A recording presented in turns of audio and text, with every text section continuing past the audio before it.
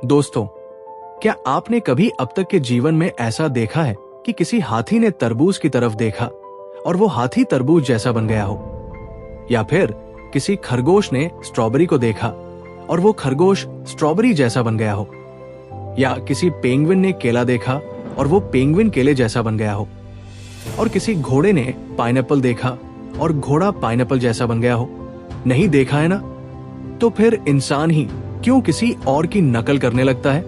क्यों किसी और की बातों में आकर उसके जैसा बनने की कोशिश करता है? दोस्तों, हजारों सालों से इंसान अपने डर की वजह से एक कठपुतली बनकर रह गया है। कभी धर्म और समाज व्यवस्था की आचार संहिता के बदलते रूपों के कारण, तो कभी परिवार में बड़ों के गलत व्यवहार के चलते, यहाँ तक कि स्कूल में शिक्षकों या दोस्तों के बर्ताव से भी गहरी छाप मन पर पड़ जाती है। बचपन में उस नाजुक और कोमल चेतन मन पर जो असर होता है, वो इतनी गहराई तक जाता है कि मरते दम तक अचेतन मन से उस छाप को मिटाना बेहद कठिन हो जाता है। हमारा मस्तिष्क एक बार जो सीख लेता है, उसे बदलना या नवीनीकरण करना नामुमकिन सा लगता है। लेकिन क्या वाकई ये इतना मुश्किल काम है? नहीं, इसमें कोई रहस्य नहीं है। ये बिल्कुल आसान है। जरूरत है बस सही तरीके से समझने और उस पर काम करने की। आपका इस बारे में क्या सोचना है? कमेंट में जरूर बताइएगा।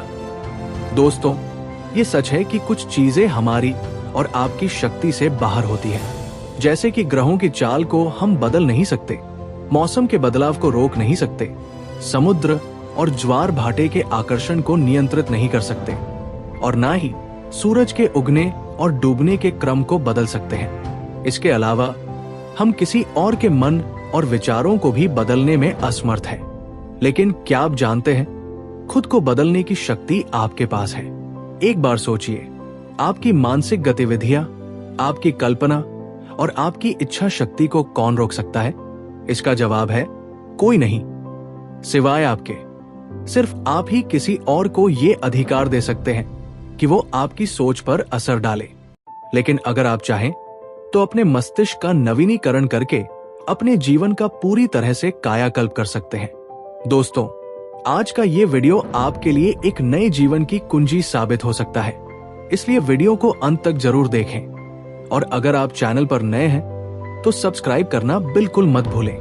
दोस्तों, अगर आप खुलकर जीना चाहते हैं तो अब भी समय है, जाग जाइए और निडर होकर जीना सीखिए। इस धरती पर कोई भी मनुष्य दुखी रहने के लिए शापित नहीं है। कोई भी डर और चिंता से परेशान होने, गरीबी में जीवन बिताने, बीमारी का कष्ट सहने या खुद को तिरस्कृत और हीन महसूस करने के लिए बाध्य नहीं है। ईश्वर और प्रकृति ने सभी इंसानों को अपनी छवि में बनाया है। ईश्वर और प्रकृति ने हमें विपत्तियों से उभरने और खुशी, सौहार्द, स्वास्थ्य और समृद्धि प्राप्त करने की शक्ति दी है। आपके जीवन को समृद्ध बनाने की शक्ति केवल आपके भीतर है। इसे हासिल करना कोई रहस्य नहीं है।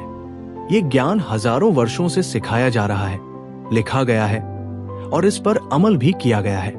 आप इसे प्राचीन बौद्ध धर्म के सूत्रों में, भगवद गीता में, यहूदी धर्म ग्रंथों में, ईसाई धर्म ग्रंथों में, यूनानी दार्शनिकों के लेखन में और कुरान में भी पा सकते हैं। इतना ही नहीं, ये आधुनिक मनोवैज्ञानिकों और धर्मशास्त्रों के लेखन में भी मिलता है। तो अब समय आ गया है कि आप इस ज्ञान को अपने जीवन में अपनाएं और अपने जीवन को एक नया मोड़ दें। दोस्तों, अगर आप अपने मस्तिष्क का पुनर्निर्माण और नवीनीकरण करना चाहते हैं और अवचेतन मन को अपने जीवन की कमान सौंपना चाहते हैं, तो सबसे पहले आपको खुद पर विश्वास करना होगा। आत्मविश्वास वो गुण है जो हमें ये भरोसा दिलाता है कि हम अपने जीवन में जो भी लक्ष्य तय करते हैं उन्हें हासिल कर सकते हैं। आत्मविश्वास एक समृद्ध और संतोषजनक जीवन जीने के लिए बेहद जरूरी है। कई लोग अपने काम, व्यापार और यहाँ तक कि निजी जिंदगी में भी सफलता हासिल नहीं कर पाते, और इसका सबसे बड़ा कारण आत्मविश्वास की कमी है। लेकिन सवाल यह है कि आत्मविश्वास की कमी क्यों होती है? आमतौर पर इसके पीछे दो मुख्य कारण होते हैं। पहला, लोग अपने जीवन की शुरुआत में किसी गतिविधि में असफल हो जाते हैं और ये डर उनके मन में बैठ जाता है कि असफलता फिर से ना हो जाए। दूसरा, कई बार उनके माता पिता, स्कूल या समाज उनके प्रदर्शन से संतुष्ट नहीं रहते, जिससे उनमें हीन भावना विकसित हो जाती है। कुछ लोग थोड़ा बहुत सफल भी हो जाते हैं, लेकिन अगर बाद में असफलता का सामना करना पड़ता है तो वो इसे दिल पर ले लेते हैं। यही कारण है कि उनके हर काम में आत्मविश्वास की कमी नजर आने लगती है। अब सवाल ये उठता है कि क्या इसे बदला जा सकता है? बिल्कुल, इसे बदला जा सकता है। इस वीडियो में हम आत्मविश्वास बढ़ाने का, मस्तिष्क का पुनर्निर्माण करने का और अवचेतन मन को अपने जीवन की कमान सौंपने का एक बेहतरीन और अचूक तरीका जानेंगे। अगर आप भी आत्मविश्वास की कमी महसूस करते हैं तो ये वीडियो आपके लिए बेहद मददगार साबित होगा। दोस्तों, आत्मविश्वास आत्मसम्मान का एक महत्वपूर्ण हिस्सा है। अपने निर्णयों पर भरोसा करने से पहले आपको खुद पर भरोसा करना होगा। आपको सच में महसूस करना होगा कि आप एक मूल्यवान व्यक्ति हैं।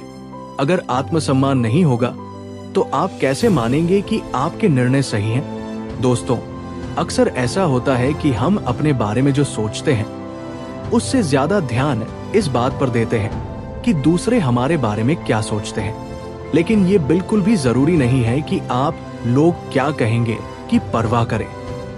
लोग आपके बारे में या तो ज्यादा सोच सकते हैं या कम, लेकिन जब तक उन्हें आपके असली मूल्य का पता चलता है तब तक आपकी सफलता इस बात पर निर्भर करती है कि आप खुद के बारे में क्या सोचते हैं और अपने ऊपर कितना विश्वास रखते हैं। अगर कोई और आप पर यकीन न करे फिर भी आप सफल हो सकते हैं, लेकिन अगर आप खुद पर यकीन नहीं करते तो सफलता पाना नामुमकिन है।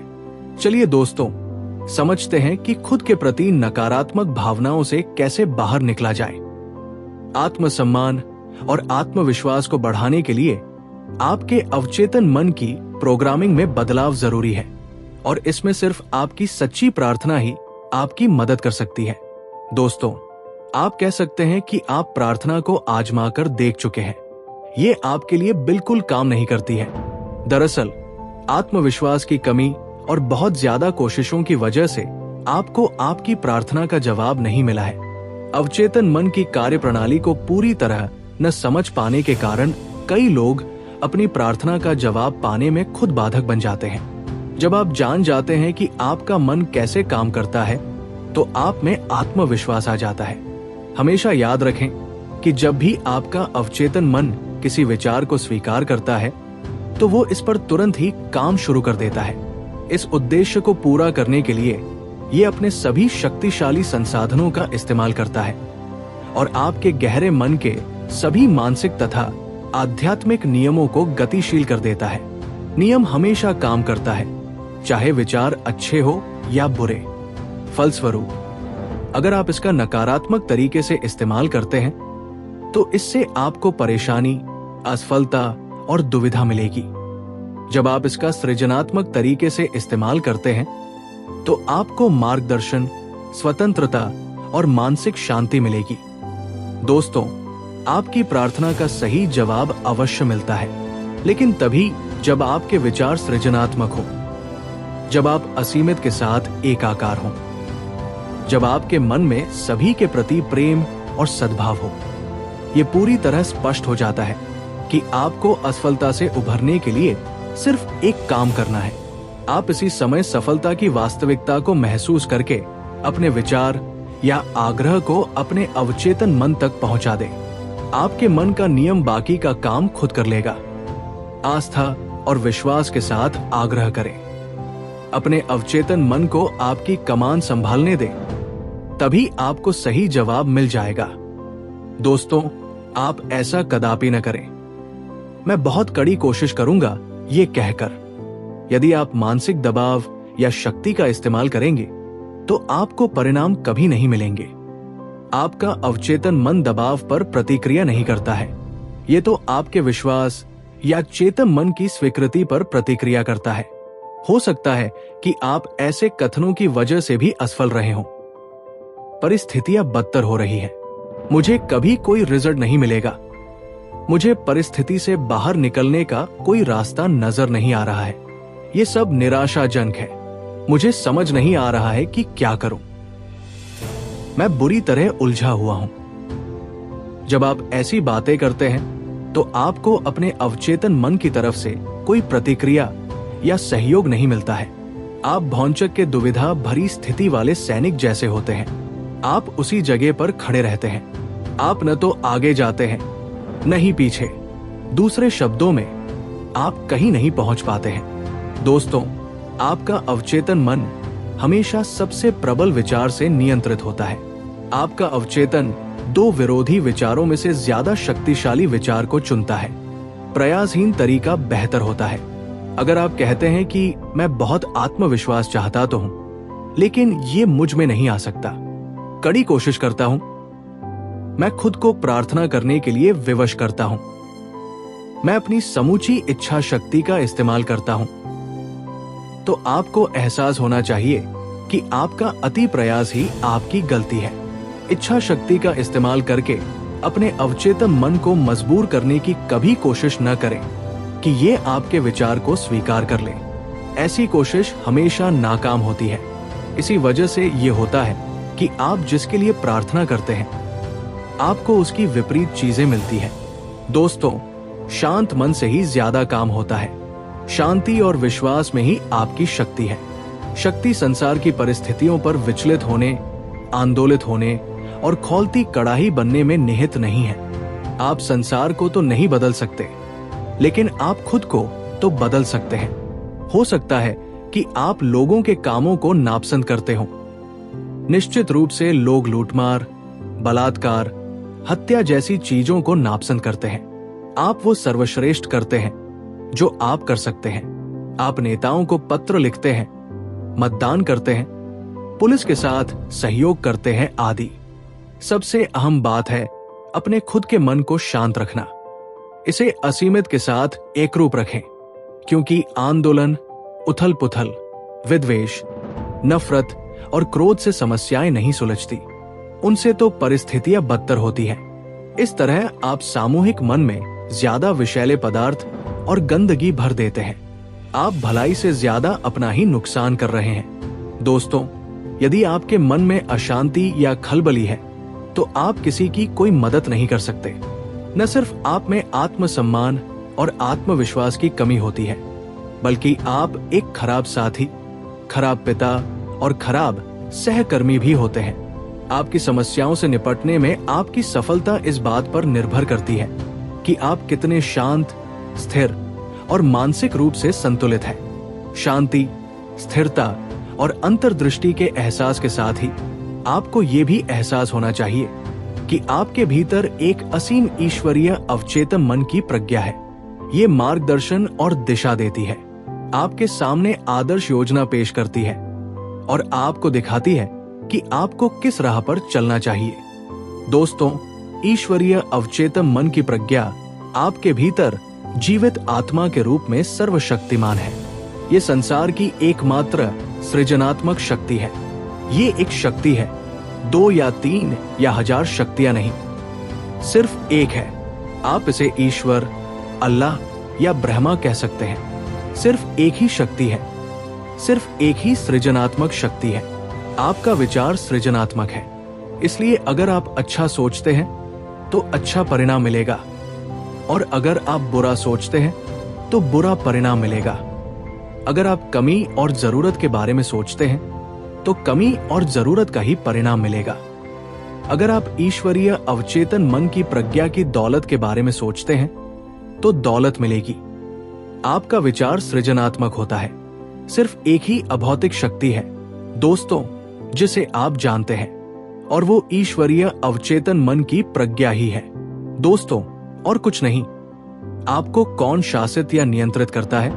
अपने बारे में आपके आकलन, आपके ब्लूप्रिंट और आपके विश्वास ही तो आपको नियंत्रित करते हैं ना, आपके बारे में किसी दूसरे व्यक्ति का विश्वास नहीं, बल्कि अपने बारे में आपका खुद का विश्वास। अगर कोई आपसे कहता है कि आप असफल हैं, आप कभी कुछ नहीं बन पाएंगे, तो क्या करें? खुद से कहें, मैं जीतने और सफल होने के लिए पैदा हुआ हूं। मैं सफल होकर रहूंगा। मैं उल्लेखनीय और अनूठे तरीके से सफल होने जा रहा हूं। सर्वशक्तिमान ईश्वरीय अवचेतन मन की प्रज्ञा की शक्ति मेरे भीतर प्रवाहित होती है। जब भी कोई व्यक्ति आपसे कहता है कि आप असफल होने जा रहे हैं, तो आपको कभी असफल न होने वाली सर्वशक्तिमान शक्ति में अपने विश्वास को मजबूत बनाने का अवसर मिलता है। दूसरे शब्दों में, आपको जागना होता है और लोगों को दोष देना छोड़ना होता है। परिस्थितियों को दोष देना भी छोड़ दें। दोष देने के लिए आपके सिवा और कोई है ही नहीं। निश्चित रूप से असफलताएं मिलेंगी, लेकिन इसका यह मतलब नहीं है कि आप असफल हो गए हैं। आपके भीतर असफलता को उलटने और सफलता की ओर बढ़ने की सृजनात्मक शक्ति है। कोई दूसरा व्यक्ति आपको नियंत्रित नहीं करता है। जब आप अनुमति देते हैं, तभी दूसरे व्यक्ति आपसे चालाकी से काम निकाल लेते हैं। दोस्तों, आपको मिलने वाली हर सफलता के साथ आपके भीतर आत्मविश्वास बढ़ता है। कभी कभार की असफलता के बावजूद आपका आत्मविश्वास बढ़ता रहता है, क्योंकि आप जानते हैं कि ईश्वर की सृजनात्मक शक्ति अब भी आपके साथ है और आप इसमें तथा खुद में विश्वास करते हैं। आप वही हैं जो आप सोचते हैं। आप ही आपके मन में अपनी जो छवि है, उसी के अनुरूप आप खुद को बनाते हैं। आत्मसम्मान तथा आत्मविश्वास और कुछ नहीं, बल्कि खुद के बारे में आपकी छवि का प्रक्षेपण है। जब आप शक्तिशाली सकारात्मक आत्मछवि कायम रखते हैं, तो आप ज्यादा खुश और ज्यादा सफल होंगे। एक ऐसा इंसान जो राह की बाधाओं को लांघने में सक्षम है, चाहे कितनी ही मुश्किल हो, और उन लक्ष्यों को हासिल करने में सक्षम है जो आपने अपने लिए तय किए हैं। दोस्तों, आपका मस्तिष्क एक रिकॉर्डिंग मशीन है और आपके द्वारा स्वीकार किए गए सारे विश्वास, छाप, राय और विचार आपके गहरे अवचेतन मन पर छाप छोड़ते हैं। लेकिन आप अपने मस्तिष्क को बदल सकते हैं। आप इसी समय अपने मन को उदात्त और ईश्वरीय अवचेतन मन की प्रज्ञा के विचारों से भर सकते हैं। इस तरह आप खुद को अपने भीतर की असीम आत्मा के सामंजस्य में ला सकते हैं। हमेशा सौंदर्य, प्रेम, शांति, बुद्धिमत्ता और सृजनात्मक विचारों का दावा करें। तभी आपके अवचेतन मन की प्रज्ञा इसी के अनुरूप प्रतिक्रिया करेगी तथा आपके मस्तिष्क, शरीर और परिस्थितियों का कायाकल्प कर देगी। आपका विचार आपकी आत्मा, आपके शरीर और भौतिक जगत के बीच का माध्यम है। आपका कायाकल्प तब शुरू होगा जब आप उन गुणों पर मनन करेंगे, सोचेंगे और अपनी मानसिकता में रखेंगे जिनका आप अनुभव करना चाहते हैं और जिन्हें आप व्यक्त करना चाहते हैं। सैद्धांतिक ज्ञान अच्छा और जरूरी है। हमें ये जानना चाहिए कि हम क्या कर रहे हैं और क्यों कर रहे हैं। बहरहाल, वास्तविक कायाकल्प पूरी तरह से अंदरूनी उपहारों को प्रेरित और सक्रिय करने पर निर्भर करता है। वे अदृश्य, अमूर्त और आध्यात्मिक शक्तियां जो हमें दी गई है, जो अतीत के दुख और कष्ट के बंधनों व दावों को अंततः पूरी तरह से तोड़ और घोल देती है। इसके अलावा ये दिल के घावों और भावनात्मक दर्द का उपचार करती है। दोस्तों, समस्त मानव प्राणी मानसिक शांति चाहते हैं और हमें इसकी जरूरत भी है, जो सबसे बड़ा उपहार है, ताकि हम इसे अपने परिवेश में ला सके। मानसिक और भावनात्मक दृष्टि से दैवी शांति पर मनन करें। कल्पना करें कि ये हमारे दिलो दिमाग में भर रही है, हमारे पूरे अस्तित्व में सराबोर हो रही है। सबसे पहले कहें, शांति आपके घर में यानी आपके अवचेतन मन में आए। दोस्तों, आशा करते हैं कि आपको हमारा ये वीडियो जरूर पसंद आया होगा। कृपया एक लाइक करके अपनी राय हमें कमेंट बॉक्स में जरूर लिखें, ताकि हम आपके लिए जल्द से जल्द और भी वीडियो अन्य विषयों पर लेकर आ सके। और अभी तक आपने जीवन के नाविक और इस वीडियो को अपने परिवार एवं अपने दोस्तों के साथ ज्यादा से ज्यादा शेयर नहीं किया है, तो कीजिए, ताकि वो भी अपने जीवन में इस वीडियो के माध्यम से कुछ सीख पाए। तो जल्द ही मिलते हैं दोस्तों हमारी अगली वीडियो में। तब तक अपना ख्याल रखिए। धन्यवाद।